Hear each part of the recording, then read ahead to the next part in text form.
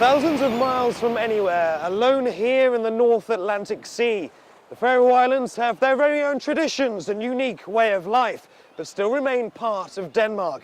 But now many here want independence, which may mean it's just a matter of time before this becomes one of the newest countries on the planet.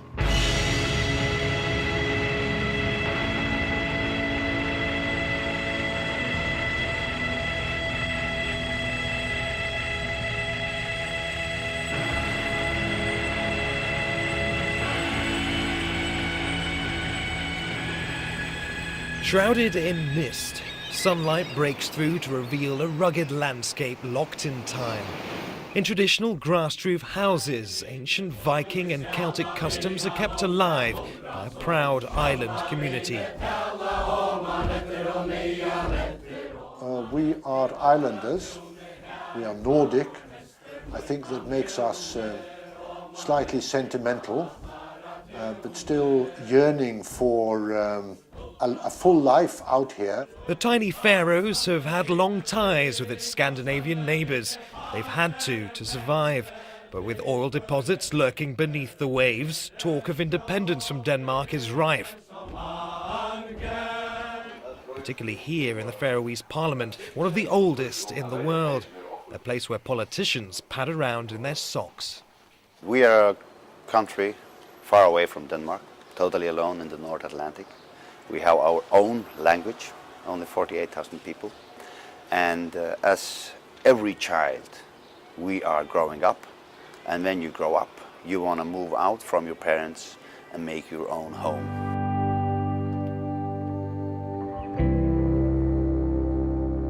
The islands have already voluntarily reduced Danish subsidies by a third, without significant effect on the fishing-driven economy. Still, for traditionalists and unionists, ties with Denmark are necessary for security and for hopes of joining the European Union. We are the party who are standing in for the united with Denmark, with Greenland, because as we are saying usually that small is beautiful, our islands are very beautiful, and big is powerful. Whatever side of the argument people are on, there's a strong drive to create an independent economy, a place that's attractive to investors. But the islands are clearly split in half on their future status. It's a short hop on a helicopter to one of the more remote regions. It's a place happily oblivious to the political clamour of the outside world. A universe away from the war in Iraq, where Danish troops fight and die. But we've been lucky enough to have been invited to a local dance here in one of the smallest villages on the Faroe Islands. These events have been taking place for many hundreds of years. So let's find out what the locals think about the possibility of independence.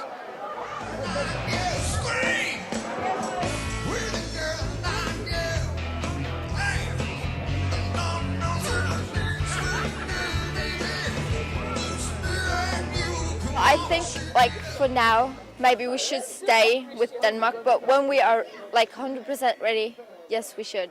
It's a great idea to be a part of Denmark because, you know, we live good here as it is, so it doesn't really matter if we're part of Denmark or not. We have been independent for a couple of hundred years, and I think now we are in 2008.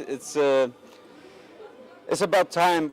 The revelry goes on into the early hours, drinking, dancing and arm wrestling their way towards independence, whatever the outcome of their steps towards self-rule. For the Faroese, they're already special, a rocky outcrop in a turbulent sea. Neave Barker, RT, the Faroe Islands.